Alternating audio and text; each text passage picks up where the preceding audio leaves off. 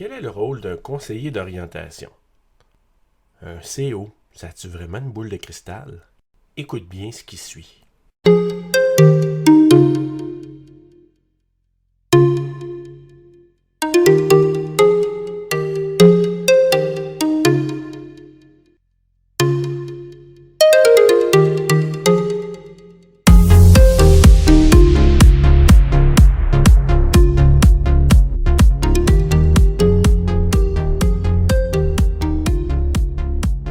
Bonjour balado-auditeurs et balado-auditrices, mon nom est Serge Lafrenière, bienvenue à Balado CJEO.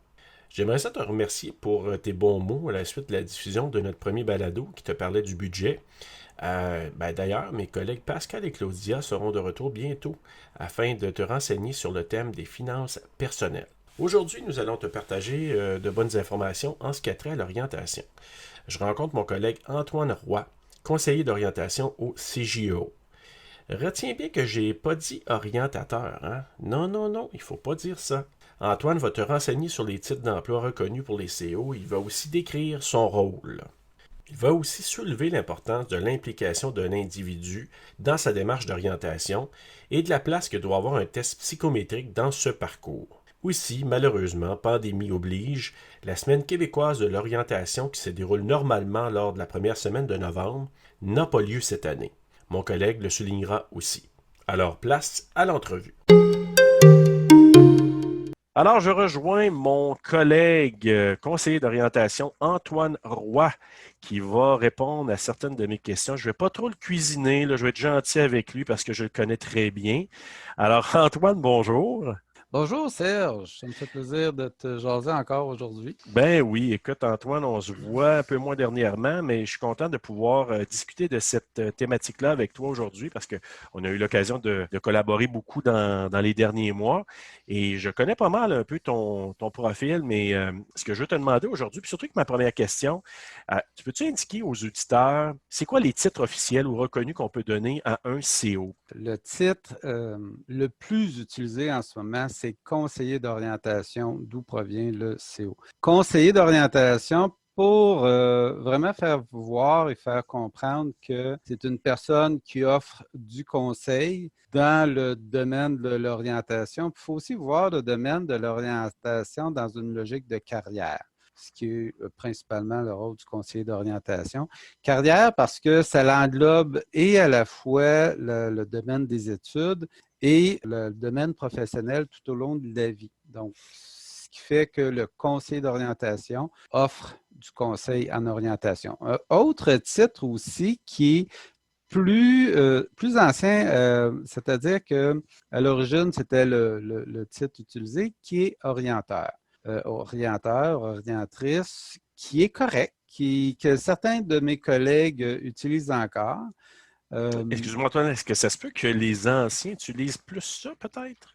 Parce qu'il me semble avoir vu passer sur des publications orienteurs. Puis il me semble que, et peut-être que je suis dans le champ, là, mais est-ce que les plus jeunes utilisent plus conseiller d'orientation? Les plus jeunes, dans la grande majorité, utilisent conseillers d'orientation.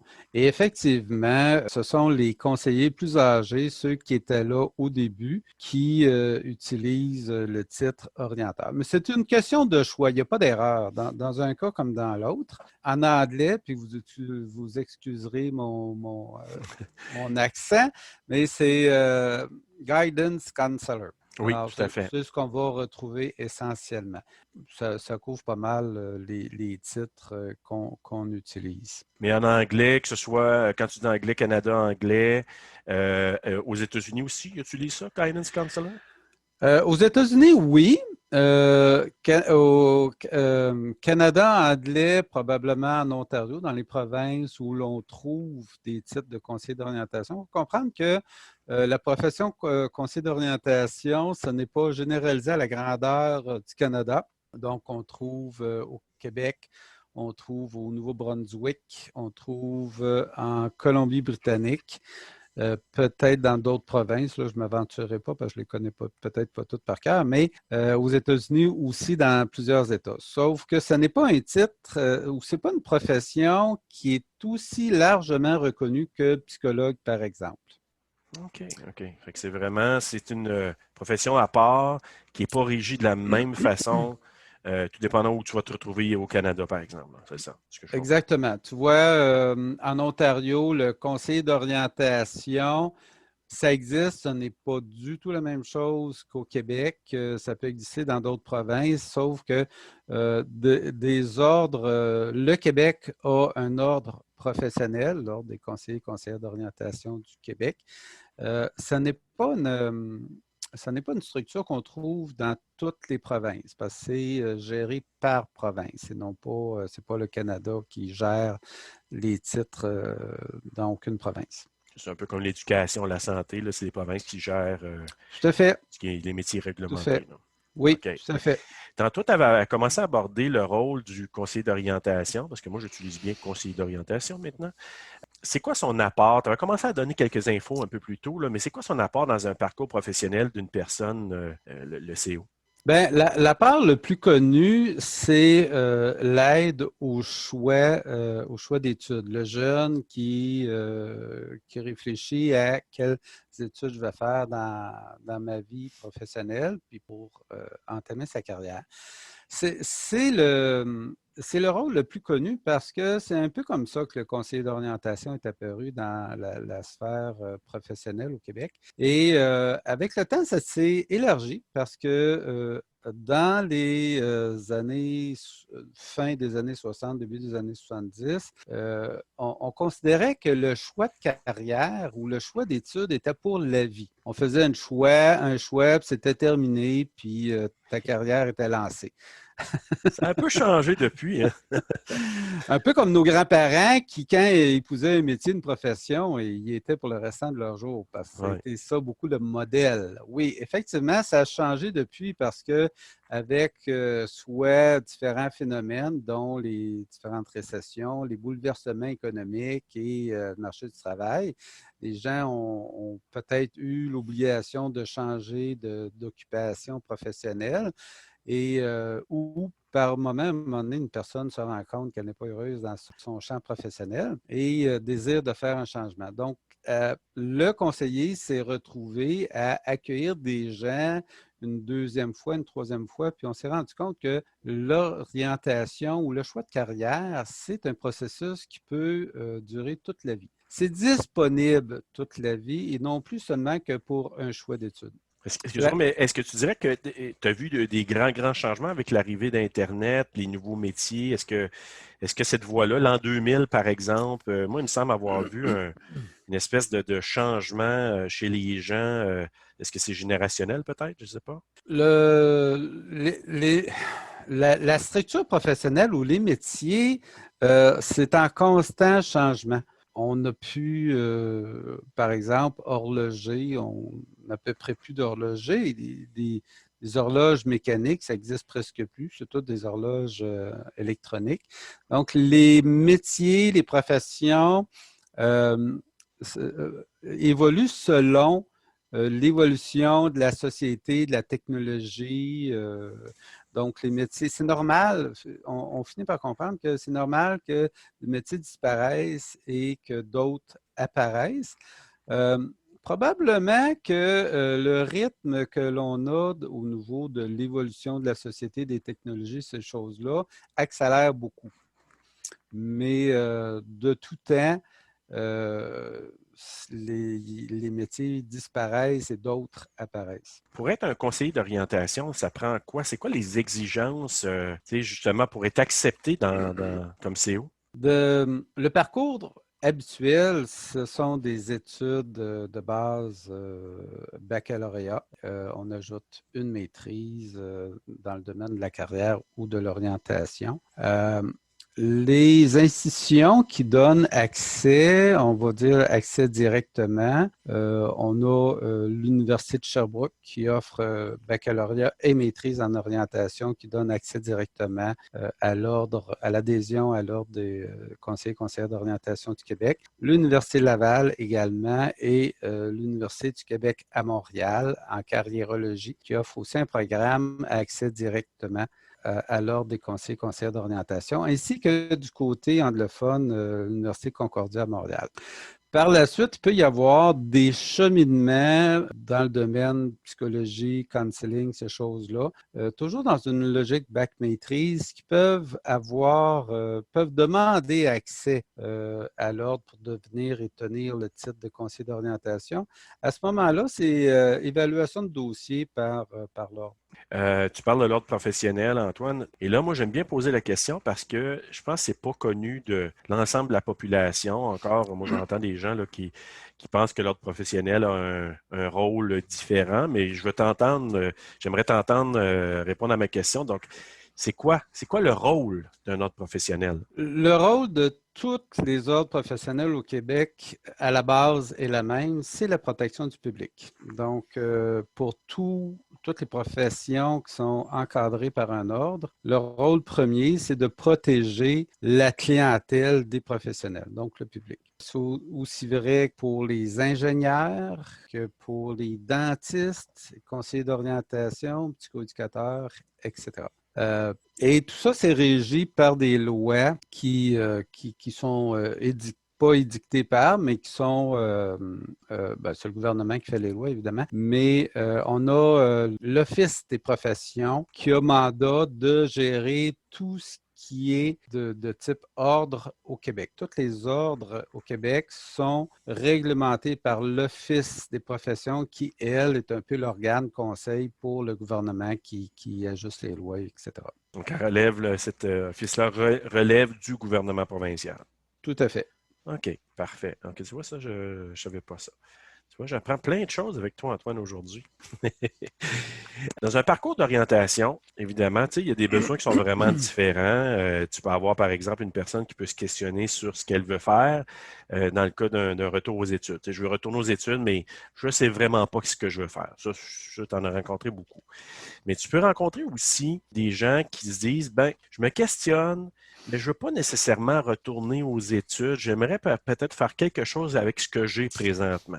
Et là, on parle plutôt de la voie du bilan de compétences. Et je sais que ça fait longtemps que tu fais des bilans de compétences. J'aimerais que tu m'en parles. C'est quoi réellement un bilan de compétences? Bon, ben merci de poser la question. L'orientation, comme je te disais tantôt, aujourd'hui, on rencontre un conseiller d'orientation tout au long de sa vie professionnelle. Donc, un conseiller d'orientation, c'est quelqu'un qui va m'aider à réfléchir à ma carrière. Donc, réfléchir à ma carrière dans un premier temps pour la choisir, donc le choix d'études pour le jeune. Ça peut être pour le jeune, mais ça peut être pour quelqu'un qui veut faire un retour aux études puis qui veut s'assurer de vraiment faire le bon choix. Ça peut être pour quelqu'un qui a fait, souvent je vois des jeunes qui par eux-mêmes ont fait plusieurs tentatives, ont abandonné les études parce qu'ils n'aimaient pas ça, puis qui se rendent compte, ben, je vais peut-être aller rencontrer un conseiller pour m'assurer que la prochaine fois, je vais faire le bon choix. Donc, on a toute la réflexion sur le choix des études que la population comprend très bien que oui, je vais aller voir un conseiller d'orientation parce que c'est son expertise. Mais le conseiller d'orientation, ce que la population, plusieurs personnes dans la population comprennent moins bien, c'est aussi le spécialiste de la carrière. Donc, quand je le nomme de cette façon-là, c'est beaucoup plus large que simplement faire un choix d'études. Donc, le spécialiste de la carrière est aussi là pour me conseiller tout au long de ma carrière pour savoir est-ce que c'est une bonne chose pour moi de faire tel choix ou j'aimerais changer de carrière. Toutes sortes de questions qui font que la personne se pose pour justement savoir est-ce que mon exercice professionnel me convient. Dans le fond, étant donné qu'on passe combien de temps, une proportion importante de sa vie au travail, bien, le principe de base, c'est d'aimer ce qu'on fait. Et d'aimer ce qu'on fait, ce n'est pas toujours seulement que aimer ce qu'on fait dans la tâche, mais c'est aussi avoir la sagesse et la capacité de choisir un employeur qui nous convient, un milieu de travail, un environnement qui nous convient. C'est toutes des questions qui ne sont pas si évidentes à faire, puis qui ne sont pas si simples non plus à trouver comme réponse. Et le conseil d'orientation est là pour ça. Le conseil d'orientation va aussi, la personne qui va, par exemple, se blesser, physiquement, un accident, ces choses-là, puis qui vient altérer sa capacité de retourner au travail ou sa capacité tout simplement à faire ce qu'elle faisait, puis doit faire un nouveau choix.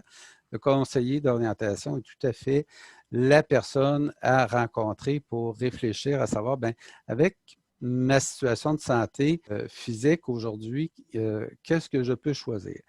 Mais c'est aussi au niveau de la santé mentale. Je vis depuis trop d'années du stress et je me retrouve dans une situation où j'ai de la difficulté à supporter encore le stress, mais je dois continuer à travailler. Je vais aller rencontrer un conseiller d'orientation pour m'aider justement à faire un choix qui convient à ma situation. Puis là, on est au niveau de la santé mentale.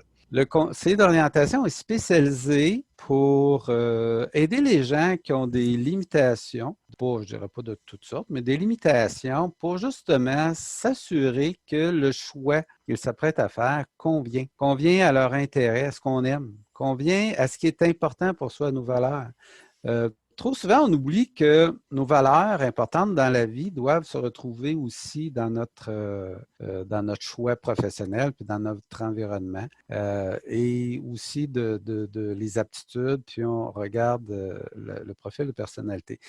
Tout ça doit être en cohérence, en harmonie. Et ce que je viens de dire concernant santé physique, santé mentale, bien, à ce moment-là, ce sont nos facteurs de réalité. Il faut prendre en considération pour s'assurer que le choix final nous correspond bien et qu'on maximise les chances d'être heureux au travail.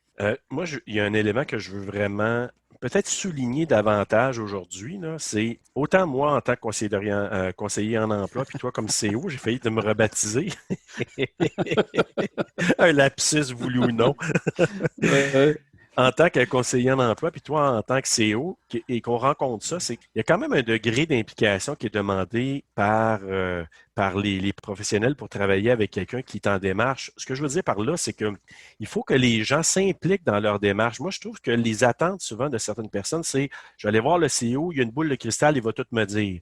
Mais il faut quand même tenir compte que l'implication de la personne dans sa démarche, elle est importante. Oui, l'approche, la démarche d'orientation telle que moi, je la pratique, et je ne veux pas faire de mon discours, pas dire que tout le monde, on travaille tous de la même façon, mais je vais parler pour moi. Pour moi, pour ma part, et de là, je tiens à mon titre de conseiller d'orientation, c'est que j'invite la personne dans une démarche de réflexion. Et cette réflexion-là, c'est la sienne. C'est vraiment le processus de réflexion de la personne. Et effectivement, tu as raison d'amener le point où ben, cet individu-là doit s'investir, doit un peu s'engager, doit peut-être faire un effort supplémentaire pour justement trouver ses réponses. Le conseiller d'orientation, moi, je ne suis pas là pour trouver la réponse. Je ne suis pas là pour te dire ce que tu vas faire de ta vie. Si moi, je te dis ce que tu vas faire de ta vie, probablement que je vais me tromper, que ma réponse ne sera pas appropriée pour toi. Donc, l'idée d'amener la personne à s'investir pour trouver elle-même ses réponses, c'est très important. Moi, mon rôle, essentiellement, c'est de m'assurer de la qualité de ta réflexion, de m'assurer que ce que tu trouves, ce que tu cherches, bien, de te donner les outils. Mon rôle, c'est de te donner les moyens de trouver tes réponses, de t'équiper au niveau des bonnes sources d'informations, d'alimenter la discussion, de questionner, d'amener la personne à me convaincre, à me dire pourquoi son choix il est approprié, qu'est-ce qui fait qu'elle aime telle chose ou plutôt telle chose. Donc, c'est vraiment dans un processus de réflexion puis de cette façon-là, ben, on souhaite que justement la personne fasse le bon choix. Donc, qu'elle soit vraiment engagée, puis qu'elle puisse te dire dans ses mots à elle, cette personne-là, voici, j'ai fait ce choix-là pour telle raison, et qu'on sente qu'il y a un certain sens dans cette démarche-là. C'est un peu ça. Tout à fait, tout Ouais. à fait. Puis que la personne peut se dire, ben j'ai fait ce choix-là, et non pas que la réponse soit, ben mon conseiller d'orientation m'a dit de faire telle chose. Donc, Ouais. assume les décisions que tu as prises, puis, tu sais, tu vas être accompagné, tu vas avoir un bon support, mais la personne ne va pas te parachuter dans un programme d'études ou ne va pas Oui. te parachuter dans un métier qui n'est pas le tien juste parce que la boule de cristal va nous avoir donné ça. Donc, Puis Serge, tu m'amènes aussi sur une piste que j'avais oubliée, mais ça arrive encore à l'occasion. Beaucoup, dans le début de ma carrière, j'entendais souvent passe-moi donc un test que je sache quoi faire de ma vie. mhm, Et on accordait beaucoup d'importance à la psychométrie, au pouvoir de la psychométrie. Beaucoup de gens croient que passer un test, il y a comme un phénomène magique et extraordinaire pour venir déterminer ce que tu vas faire de ta vie. Malheureusement, ça n'a pas fonctionné. Ou heureusement, ben, je réussis à convaincre les gens, non, on va réfléchir.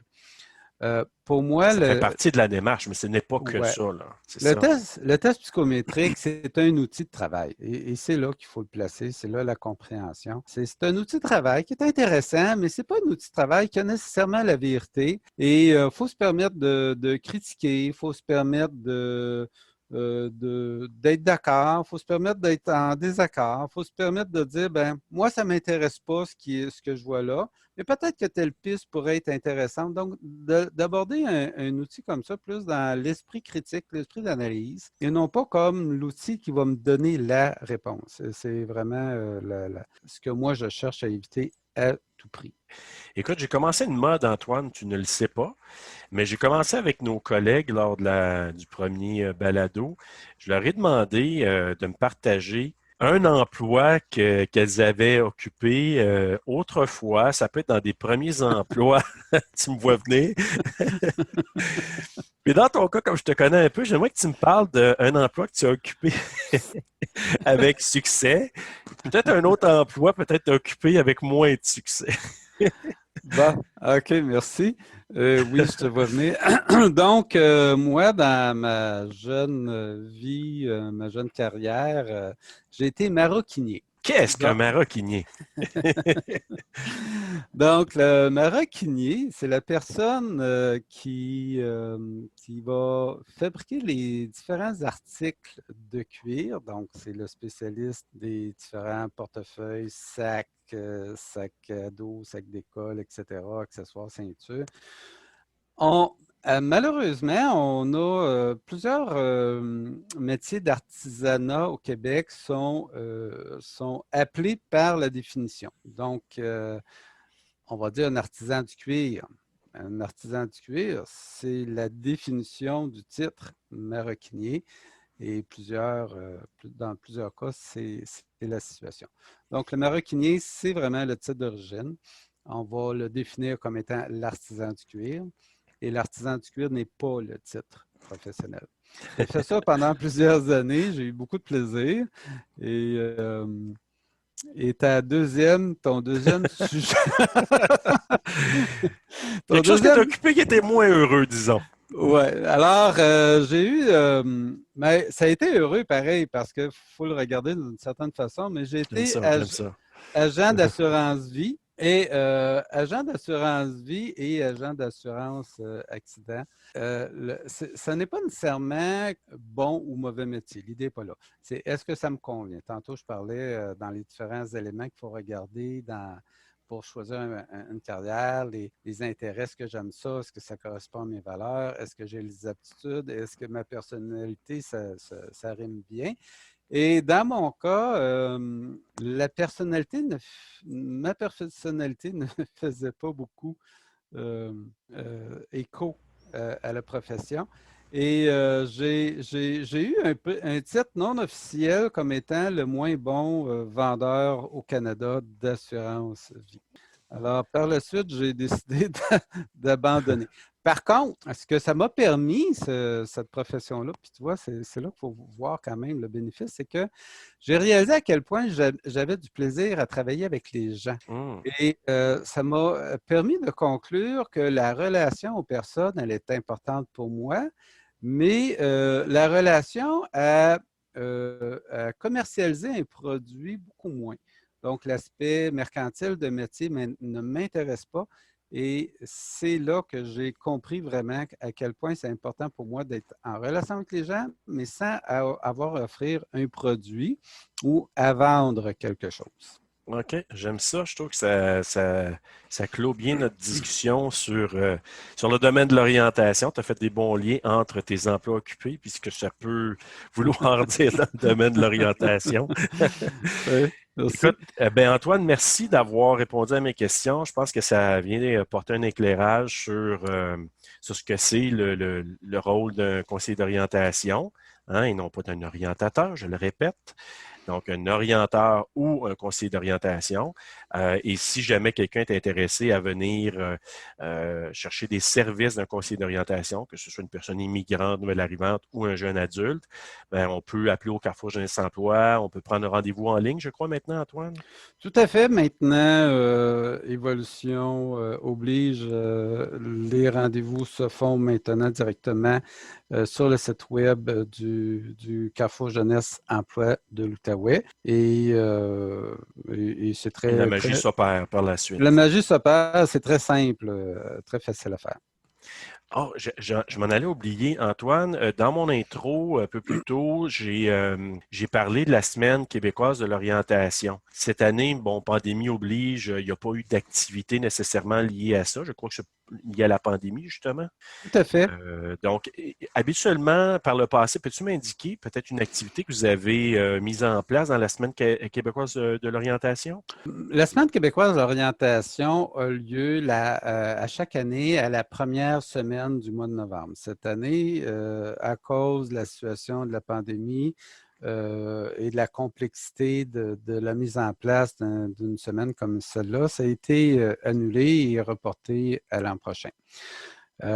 Les thématiques que l'on touche à la Semaine québécoise de l'orientation, ben, c'est de faire connaître les différents aspects euh, de la profession ou de l'expertise du conseiller d'orientation. L'an dernier, ça touchait plus le monde scolaire, les parents, hein.